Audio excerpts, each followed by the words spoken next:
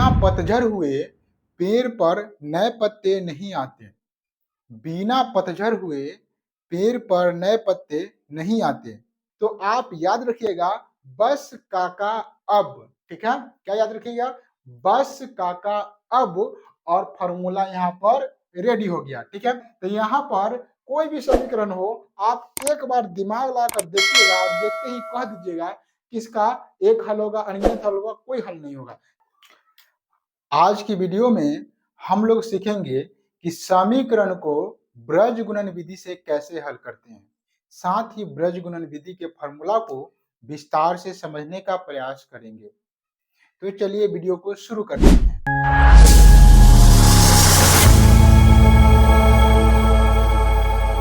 Hello दोस्तों, स्वागत है आपको अपना यूट्यूब चैनल ग्रो ज्ञान ऑफिशियल पर। आशा करते हैं आप लोग स्वस्थ होंगे, मस्त होंगे और अपनी मंजिल को पाने के लिए जी जान से मेहनत कर रहे होंगे। एक बात हमेशा याद रखिएगा, बिना पतझड़ हुए पेड़ पर नए पत्ते नहीं आते। बिना पतझड़ हुए पेड़ पर नए पत्ते नहीं आते। उसी प्रकार बिना संघर्ष और कठिनाई सहे हुए अच्छे दिन नहीं आते। सवाल है क्लास 10th का, एनसीईआरटी का या बीटीसी का प्रश्न है, प्रश्नावली 3.5 का एक का चौथा नंबर सवाल है। सवाल क्या कह रहा है? निम्नलिखित रैखिक समीकरण युग में से किसका एक अद्वितीय हल है, किसका कोई हल नहीं है, या किसका अपरिमित रूप से अनेक हल है। अद्वितीय हल की स्थिति में उसे ब्रज गुणन विधि से हल करें। यानी कि सवाल नंबर 1 में टोटल 4 सवाल हैं। एक सवाल पिछले क्लास में हम बता चुके हैं और बाकी के 3 सवाल है। वो 3 सवाल में किसी का अपरिमित रूप से अनेक हल आ रहा है, तो किसी का कोई हल नहीं आ रहा है। यहाँ पर सिर्फ 4 में से 2 ही ऐसे सवाल है जिसका अद्वितीय यानी कि एक हल आ रहा है, और इन्हीं दोनों सवालों को आपको ब्रज गुणन विधि से हल करना है। तो इसमें हम लोग एक सवाल को हल कर चुके हैं और यहाँ पर जो क्वेश्चन नंबर 4 है, जो अपरिमित रूप जिसका अद्वितीय रूप से एक हल आ रहा है, तो इसको हम लोगों को ब्रज गुणन विधि से हल करना है। सबसे पहले हम लोग समझेंगे कि हल करने में, है ना, कैसे पता करते हैं कि अपरिमित रूप से अनेक हल है या एक हल है या अनगिनत हल होगा। याद रखेंगे, या कोई हल नहीं होगा, कैसे पता करेंगे? याद रखेंगे, हल हो का शर्त क्या होता है? देखिए यहाँ A1 बटा A2 बराबर B1 बटा B2 बराबर C1 बटा C2। यहाँ पर देखिए, हल होने के शर्त में आपको ये सूत्र लिख लेना है। ठीक है, साथ ही यहाँ पर पहला समीकरण होगा तो सारा A1 B1 C1 लिखना है, और दूसरा समीकरण होगा तो A2 B2 C2 लिखना है। ठीक है, दूसरा समीकरण का, और तीनों को सोल्व करना है, बराबर करना है, काटना है। ठीक है, मानक रूप छोटा रूप लिखना है, जितना जितना छोटा रूप हो सके, और देखना है कि बराबर होता है कि नहीं। अगर बिल्कुल ऐसे आ जाए तीनों बराबर, है ना, मतलब 1/2 1/2 1/2 आ गया, तीनों बराबर आ गया, तो हम कहेंगे कि इसका अनगिनत हल होगा। इसका हल हम निकाल नहीं सकते हैं क्योंकि बहुत सारे हल होंगे। ठीक है, जब तीनों बराबर आ जाए तो कहेंगे। और देखिएगा, जब यहाँ से ये पहला वाला अगर बराबर नहीं आया, A1 बटा A2 B1 बटा B2, जब पहला वाला बराबर नहीं आया तो दूसरा चेक करने की कोई जरूरत नहीं है। पहला वाला बराबर नहीं आया तो हम कह देंगे कि इसका केवल एक हल होगा। अद्वितीय रूप से इसका एक हल होगा। अद्वितीय रूप से मतलब एक हल होगा। अद्वितीय हल हल अद्वितीय बोलिए या एक हल बोलिए, बात बराबर है। अगर यहाँ पर A1 बटा A2 B1 बटा B2 बराबर तो है, फिर आगे चलेंगे तो B1 बटा B2 C1 बटा C2 बराबर नहीं है, तो ऐसी स्थिति में हम लोग बोलेंगे इसका कोई हल नहीं होगा। ये बात आप लोग जानते हैं। ठीक है, तो यहाँ पर कोई भी समीकरण हो, आप एक बार दिमाग लाकर देखिएगा और देखते ही कह दीजिएगा किसका एक हल होगा, अनगिनत हल होगा, कोई हल नहीं होगा। इसमें चेक करने की ऐसा कोई जरूरत नहीं है। लेकिन देखिए यहाँ पर इसको क्या करते हैं, मिटा देते हैं हम लोग। यहाँ पर आप देख सकते हैं, इस स्थान पर x माइनस 3x माइनस 7 बराबर 0 है। 3x माइनस 3y -15 बराबर क्या है, 0 है। अब यहाँ पे देखिए, यहाँ पर इसको बोलेंगे a1, यहाँ पर जो x का गुणांक है, यहाँ पर a1, यहाँ पर y होगा, यहाँ पर y का जो गुणांक है, इसको बोलेंगे क्या चीज, इसको बोलेंगे हम लोग इसको बोलेंगे हम लोग b1, और यहाँ पर जो अचर पद है इसको बोलेंगे c1। यहाँ पे x का गुणांक को a2, b2 हो गया, y का गुणांक कितना है 3 b2, और यहाँ पर अचर पद जिसके साथ x y कुछ नहीं रहा हो, लगा हो, अगर अलग रहता है, सिंगल मैन बेचारा अलग बैठे रहता है, उसको क्या बोलेंगे, अचर पद। तो यहाँ पर इसका क्या हो जाएगा, c2 हो जाएगा। अब देखिए बाटा करना है, तो यहाँ पर कुछ नहीं है, एक है तो 1/3, यानी कि 1/3 हो गया प्लस में, ठीक है। यहाँ पर माइनस में 3/3 हो गया, तो माइनस माइनस कट जाएगा, तो 1/1 हो जाएगा। देखिए 1/3 है, यहाँ पर 1/1 है, बराबर तो नहीं आ रहा है, ये दोनों बराबर नहीं आ रहा है, तो क्या होगा इसका, इसका होगा एक हल। आगे बढ़ने की जरूरत नहीं है, जब शुरू में बराबर हो गया तो समझिए एक हल होगा, ठीक है। और आगे भी करिएगा, यहाँ पे ये भी बराबर नहीं होगा, 7/15 नहीं कटेगा तो बराबर नहीं होगा। तो अब इसको हम लोग ब्रज गुणन विधि से कैसे हल करते हैं, इसको बहुत इंपॉर्टेंट है समझना, ठीक है। ब्रज गुणन विधि का फॉर्मूला बहुत ही हार्ड होता है, और यह फॉर्मूला जल्दी किसी को याद नहीं होता है। तो आज हम लोग एक ट्रिक के माध्यम से इसको याद करने का प्रयास करेंगे, ठीक है। तो यहाँ पर पहले हम लोग ब्रज गुणन विधि है ना, या इस समीकरण का जो व्यापक रूप होता है उसको हम लोग लिख लेते हैं, ठीक है। और देखते हैं कंपेयर करके क्या उसके अनुसार इस समीकरण है या नहीं है, ठीक है। तो यहाँ पर इसको मान लीजिए 1 और इसको मान लीजिए 2, और यहाँ पर देखते हैं a1x plus b1y plus c1 बराबर 0, और a2x plus b2y plus c2 बराबर 0। समीकरण 1 है इसलिए सब में 1 है, समीकरण 2 है इसलिए सब में 2 आया है, ठीक है, दूसरा का समीकरण है। देखिए समीकरण का व्यापक रूप है ना, ब्रज गुणन विधि से सोल्व करने का। अगर आप सवाल ब्रज गुणन विधि से सोल्व कर रहे हैं तो समीकरण इस रूप में रहना चाहिए, तो आप सोल्व कर पाएंगे। क्या कहने का मतलब है, कभी कभी कोई समीकरण बराबर को इस साइड दे देते हैं और बराबर को इस साइड देता है, अचर पद को बाहर फेंक देता है अकेले, है ना, अपना घर में भी नहीं रखता है, सीधा उठाकर फेंक देता है बाहर। तो यहाँ पर उस स्थिति में हम लोग इस रूप में समीकरण को लाएंगे। इस रूप में कैसे लाएंगे, तो बराबर की यदि उस साइड रहेगा तो हम लोग बराबर को इस साइड करेंगे। इस समीकरण में ऑलरेडी ऐसा किया गया है, देखिए -7 बराबर की साइड और -5, पूरा पूरा इस रूप में रहना चाहिए समीकरण, तब हम ब्रज गुणन विधि से सोल्व कर पाएंगे। अब यहाँ पर सोल्व करने में ब्रज गुणन विधि में सबसे मेन फॉर्मूला होता है, फॉर्मूला लिख लिए, ब्रज गुणन विधि से आंसर आपको रेडी है। फॉर्मूला सबसे इंपॉर्टेंट है, तो फॉर्मूला हम लोग कैसे लिखेंगे इसको थोड़ा सा समझ लेते हैं ना। लिखेंगे हम ब्रज गुणन विधि का फॉर्मूला, लिख लेते हैं ब्रज गुणन विधि से, ठीक है। इसका फॉर्मूला क्या होता है, फॉर्मूला लिखने का तरीका क्या होता है समझिए। यहाँ पर देखिए, अगर हमको x वाला लिखना है तो x को छाप देते हैं, y वाला लिखना है तो y को छाप देते हैं, और अचर पद लिखना है तो अचर पद को छाप देते हैं। अब बाकी बात जो बचा हुआ दिखाई देगा, टुक टुक टुक टुक देखेगा, उसको लिख देते हैं, ठीक है। तो यहाँ पर देखिए, यहाँ पर होता है x, यहाँ पर होता है y, यहाँ पर होता है z, ठीक है, ऐसे बटा रहता है। और आगे हम इधर लिख लेते हैं y, यहाँ पर होता है z, ऐसे बटा रहेगा और बीच में बराबर रहेगा, ठीक है। फॉर्मूला में यहाँ पर z नहीं लिखेंगे, यहाँ पर हम लोग लिखेंगे अचर पद। अचर पद में z होता कहाँ है, एक लिखेंगे, ठीक है, x y तो है, z नहीं है, एक लिखेंगे। अब इसको फॉर्मूला के रूप में नीचे का जो मेन है उसको लिखना है, ठीक है। तो फॉर्मूला लिखने का तरीका हम बता देते हैं। अगर x को लिखना है तो x वाला को छाप दीजिए, ठीक है। तो x वाला को छाप दीजिए, जो बचा है उसको गुना करिए, b1 c2 है ना, b2 c1 ऐसे गुना करिए। तो यहाँ पर हम लोग एक ट्रिक जानते हैं, उस ट्रिक के मदद से लिख लेते हैं।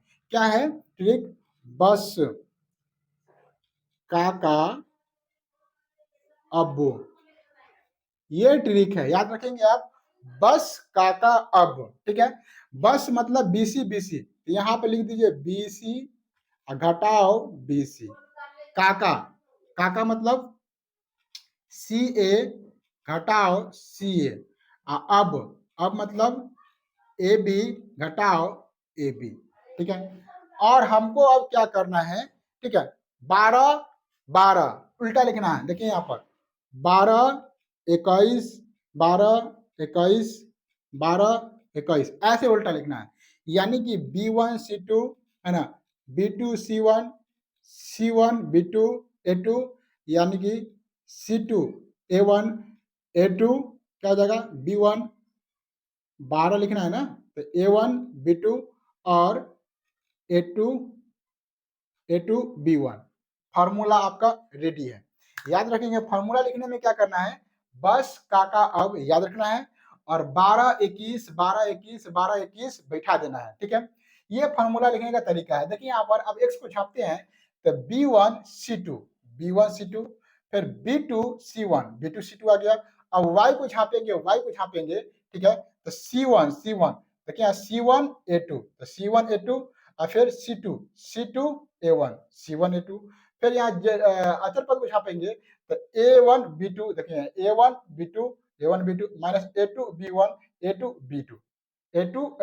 B1 इस प्रकार से फॉर्मूला आ गया। तो आप याद रखिएगा बस काका अब, ठीक है, क्या याद रखिएगा, बस काका अब, और फॉर्मूला यहाँ पर रेडी हो गया। ठीक है, तो इसको हम लोग मिटा देते हैं। ठीक है, और 12 21 बैठा देना है बस काका अब लिखकर। अब हम लोगों को फॉर्मूला लिखा गया, फॉर्मूला के अनुसार यहाँ पर काम कर लेंगे। ठीक है, यहाँ से B1 C1 दिया हुआ है तो हम लोग सारा को मान लिख लेते हैं। देखिए यहाँ पर A1 का मान कितना हो जाएगा, A1 का मान 1 से गुना यानी कि 1 है ना। उसके बाद B1 का मान कितना हो जाएगा, B1 का मान -3। C1 का मान कितना हो जाएगा, C1 का मान हो जाएगा -7। A2 का मान कितना हो जाएगा, A2 का मान हो जाएगा 3। B2 का मान कितना हो जाएगा, B2 का मान -3 हो जाएगा यहाँ पर। और C2 का मान कितना हो जाएगा, C2 का मान हो जाएगा -15। इस प्रकार से आप अच्छे से इसको A1 B1 C1 है ना, A2 B2 C2 अच्छे से लिख लीजिएगा ताकि आपको मान बैठाने में दिक्कत ना हो। यहाँ पर देखिए x का गुणांक A1, y का गुणांक B2 और अचर पद हो जाएगा C1। ठीक है, इसी प्रकार से x का गुणांक यहाँ पर दूसरा का समीकरण में A2, y का गुणांक B2 और अचर पद यहाँ पर C2 हो जाएगा। अब हम आराम से मान देख देंगे क्या करेंगे, बैठाएंगे x बटा B1 है तो B1 -3 है गुना, उसके बाद C2 है तो C2 यहाँ पर -15 है, -15 माइनस, ठीक है, आगे फिर क्या है, B2 है, B2 का मान है यहाँ पर -3 गुना, और C1 का मान है यहाँ पर -7। फिर y का करेंगे C1 का मान यहाँ पर -7 है, -7 गुना, उसके बाद A2 का मान है 3 माइनस, उसके बाद है C2 का मान है -15 तो -15 लिख लेंगे गुना A1 का मान है 1 तो 1 बराबर। आगे हम लोग फिर करते हैं 1 बटा A1 का मान है 1 गुना A2 का मान है -3 फिर माइनस A2 यहाँ पर A2 है, A2 का मान है यहाँ पर 3 गुना B1 का मान है -3 अब इसको हम लोग क्या करते हैं, सोल्व करते हैं। देखिए x बटा माइनस और माइनस प्लस तो 5 तिया 15 तिया 45 हो जाएगा, माइनस और माइनस प्लस और प्लस माइनस माइनस हो जाएगा, 7 तिरी 21 हो जाएगा बराबर y बटा 7 तिरी 21 -21 माइनस प्लस -21 माइनस और माइनस प्लस हो जाएगा तो प्लस 15 कम 15। आगे देखेंगे 1 बटा प्लस माइनस 3 एकम 3 माइनस और माइनस प्लस 3 तिया 9। अब फिर हम लोग यहाँ से आगे चलेंगे तो क्या है x है, x बटा इसको सोल्व करेंगे तो 45 में से 21 घटाएंगे तो 5 में से 1 गया तो 4 और 4 में से 2 गया तो 2। फिर आगे बराबर करेंगे y बटा लिखेंगे y बटा 21 में से 15 घटेगा तो क्या हो जाएगा, 11 में से 5 गया तो 6, और 2 में से 1 जाएगा तो 1 में से 1 जाएगा तो 0, और 12 अंक क्या है, माइनस है, इसीलिए यहाँ पर माइनस लगाएंगे। आगे फिर करेंगे यहाँ पर, देखिए यहाँ घटेगा, माइनस प्लस है तो घटेगा, 9 में से 3 गया तो 6, यानी कि 1/6, ठीक है। 12 अंक प्लस है इसलिए वहां प्लस का चिन्ह आएगा। अब यहाँ आप लोग समझिए, इसको सोल्व करने के बाद ऐसे आ जाएगा आपका। फिर एक बार x को अचर पद के साथ बराबर करेंगे, एक बार y को अचर पद के साथ बराबर करेंगे। अचर पद के साथ बराबर करने पर हमें बारी बारी से x और y का मान निकलेगा। यहाँ पे देखिए x/24 बराबर 1/6 लेने पर, मतलब इसके एक साथ ले रहे हैं, ठीक है। तीनों बराबर यहाँ पर इसमें है, इसको इसको साथ हो जाता है, इसको इसको साथ होगा, तो यहाँ पर तिरछा गुना करेंगे, क्या करेंगे, तीरा कोनी गुना करेंगे, तो x गुने 6 बराबर 24 गुना 1 करेंगे, ठीक है। तो x में 6 से गुना करेंगे तो 6x, या गुना क्यों करेंगे, बराबर की साइड लाना है तो भाग में आएगा, है ना। तो x बराबर इधर गुना में है तो इधर आएगा तो भाग में, यानी कि बटा में, तो 24 में x गुना करेंगे तो 24, और बटा में हो जाएगा 6, 6 से कटेगा 24 4 बार में, यानी कि x का मान हो जाएगा 4। अब हम लोग y को अचर पद के साथ लेंगे तो क्या होंगे, लिखेंगे अगेन y/-6 बराबर 1/6। और फिर हम लोग वही काम करेंगे, तीरा कोनी गुना करने का, तिरछा गुना करेंगे। याद रखिएगा, जब बराबर बीच में हो और दोनों साइड बाटा वाला अंक हो और किसी चीज को निकालना है, कोई अचर संख्या यानी कि अज्ञात संख्या को निकालना है, ठीक है, तो हम क्या करते हैं, सीधा तीरा कोनी गुना कर देते हैं। देखिए y में 6 से गुना करेंगे, है ना, y में 6 से गुना करेंगे तो क्या होगा, और -6 में 1 से गुना कर देंगे। हम गुना नहीं कराएंगे क्योंकि y का मान निकालना, तो 6 को सीधे इधर रख देंगे, इधर गुना में तो इधर आएगा तो बटा में, तो y बराबर हो जाएगा क्या चीज, -6 में 1 से गुना करते -6 और बटा 6, 6 से 6 कट जाएगा 1 मरतबे, यानी कि y का मान हो जाएगा 1, और भी माइनस में, यहाँ माइनस लगा हुआ है, इसीलिए यहाँ पर x का मान आपको प्राप्त हो गया 4 और y का मान प्राप्त हो गया 1, -1। इस प्रकार से, है ना, ब्रज गुणन विधि से आप समीकरण को आसानी से सोल्व कर सकते हैं। ब्रज गुणन विधि में सिर्फ आपको फॉर्मूला को ध्यान रखना है, और फॉर्मूला याद करने का तरीका है, बस काका अब 12 21 12 21 फॉर्मूला आपका रेडी हो जाएगा, ठीक है। वीडियो अच्छा लगा है तो वीडियो को लाइक करिए, अपने दोस्तों में भी शेयर करिए, और इसी प्रकार का बेहतरीन वीडियो देखने के लिए हमारे चैनल को सब्सक्राइब कर लीजिए। मिलते हैं किसी अन्य क्लास में, तब तक के लिए जय हिंद।